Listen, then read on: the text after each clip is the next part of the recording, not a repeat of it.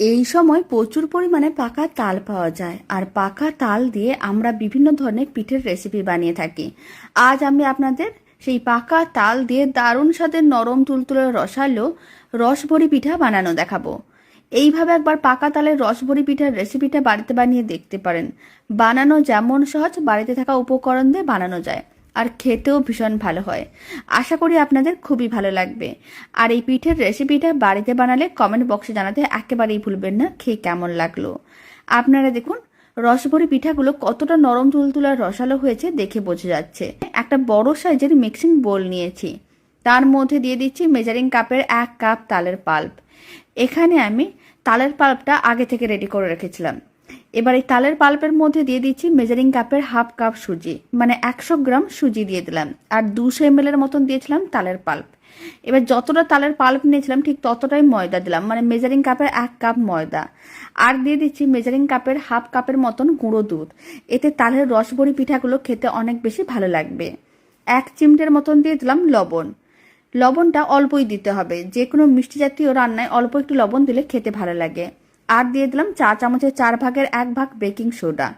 এবার সমস্ত উপকরণগুলোকে একসঙ্গে খুব ভালো করে মিশিয়ে নিতে হবে। সমস্ত উপকরণগুলোকে এইভাবে শুকনো করে মিশিয়ে নিয়েছিলাম।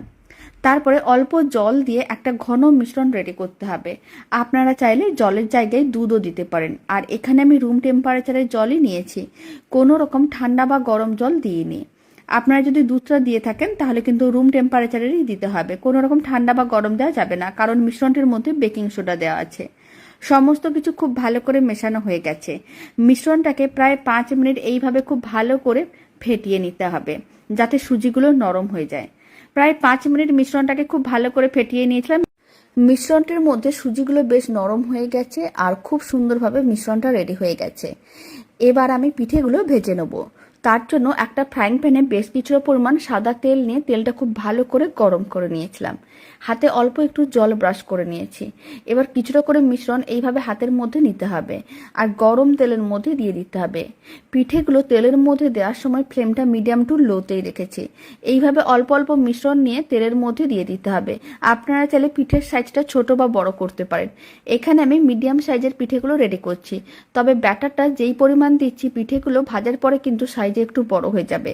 আবার যখন পিঠেগুলোকে রসে দেওয়া হবে তখন সাইজে আরও একটু বড় হয়ে যাবে, তাই মিডিয়াম সাইজ করেই পিঠেগুলোকে রেডি করছি। বেশ কিছুটা মিশ্রণ আমি গরম তেলের মধ্যে দিয়ে দিয়েছিলাম। এবার পিঠেগুলোকে উল্টে পাল্টে লাল লাল করে ভাজতে হবে। ফ্লেমটা এখন মিডিয়ামে করে দিলাম। এবার মিডিয়াম ফ্লেমে টাইম নিয়ে পিঠেগুলোকে উল্টে পাল্টে লাল লাল করে ভেজে নিচ্ছি। যদি ফ্লেমটা হাইতে থাকে তাহলে পিঠেগুলো অনেক তাড়াতাড়ি লাল হয়ে যাবে, আর ভেতরটা কাঁচা থেকে যাবে। তাই এইভাবে মিডিয়াম ফ্লেমে পিঠেগুলোকে উল্টে পাল্টে লাল লাল করে ভাজতে হবে। প্রায় 6 থেকে 7 মিনিট মিডিয়াম ফ্লেমে পিঠেগুলোকে এইভাবে ভেজে নিয়েছিলাম। আপনারা দেখুন কালারটা বেশ লাল হয়ে গেছে, তার মানে বুঝে নিতে হবে পিঠেগুলো সুন্দরভাবে ভাজা হয়ে গেছে। এবার এই ভেজে নেওয়া লাল লাল পিঠেগুলোকে তুলে একটা যে কোনো পাত্রের মধ্যে নামিয়ে নিতে হবে, মানে পিঠেগুলোকে ভাজার পরে ঠান্ডা করতে হবে, তারপরে চিনি শিরার মধ্যে দিতে হবে। সমস্ত ভেজে নেওয়া রসভরি পিঠাগুলোকে তুলে নিচ্ছি, আর একটা পাত্রের মধ্যে নামিয়ে ঠান্ডা করে নিচ্ছি। বাকি মিশ্রণটা দিয়ে একইভাবে পিঠেগুলোকে ভেজে নিতে হবে। এবার চিনি শিরা রেডি করব। তার জন্য একটা কড়াইকে গ্যাসের ওভেনের উপরে বসিয়ে দিয়েছিলাম। মেজারিং কাপের 1 কাপ চিনি দিয়ে দিলাম। এখানে 200 গ্রাম চিনি আছে। এবার যতটা আমি চিনি নিয়েছিলাম ঠিক ততটাই জল দিয়ে দিলাম, মানে 200 ml জল দিয়ে দিলাম। জল ও চিনিটা একসঙ্গে খুব ভালো করে মিশিয়ে নিতে হবে। ফ্লেমটা মিডিয়াম টু হাইতে করে দিচ্ছি। এতে চিনিগুলো অনেক তাড়াতাড়ি মেল্ট হয়ে যাবে। আপনারা দেখুন চিনিগুলো বেশ সুন্দরভাবে মেল্ট হয়ে গেছে। এখন ফ্লেমটা মিডিয়াম টু হাইতে রেখে আরও 2 মিনিট চিনি শিরাটাকে খুব ভালো করে ফুটিয়ে নিতে হবে, যাতে চিনি শিরার মধ্যে একটু চিটচিটে ভাব চলে আসে। প্রায় 2 মিনিট চিনি শিরাটাকে খুব ভালো করে ফুটিয়ে নিয়েছিলাম। এখন ফ্লেমটা লোতে করে দিলাম।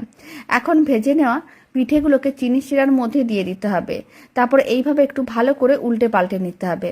ভালো করে চিনি শিরার মধ্যে উল্টে পাল্টে নেওয়ার পরে কড়াইয়ের ঢাকনাটা বন্ধ করে দিতে হবে, তার সঙ্গে ফ্লেমটাও অফ করে দিতে হবে। আর এইভাবে 30 মিনিটের মতন চিনি শিরায় রেখে দিতে হবে। এতে পিঠেগুলো খুব ভালো করে চিনি শিরাটা সোক করে নেবে, সাইজে বড় হয়ে যাবে। তার মানে বুঝে নিতে হবে পিঠেগুলো রেডি হয়ে গেছে। এখন আমি আপনাদের 30 মিনিট পরে দেখাচ্ছি, আর ফ্লেমটা এই সময় অফ করে দিতে হবে। 30 মিনিট রেখে দিয়েছিলাম। পিঠেগুলো ভালো করে চিনি শিরাটা সোক করে নিয়েছে। আপনারা দেখুন কড়াইয়ের মধ্যে এক্সট্রা কোনো চিনি শিরা নেই, আর পিঠেগুলো সাইজে অনেকটাই বড় হয়ে গেছে। তার মানে বুঝে নিতে হবে খুব ভালো করে চিনি শিরাটা সোক করে নিয়েছে। দারুণ স্বাদের তালের রসভরি পিঠা একেবারেই রেডি। এবার আমি একটা ছোট্ট প্লেটের মধ্যে কয়েকটা রসভরি পিঠা সার্ভ করে নিচ্ছি। কেটেও দেখিয়ে দিচ্ছি পিঠেগুলো কতটা নরম তুলতুলে আর রসালো হয়েছে।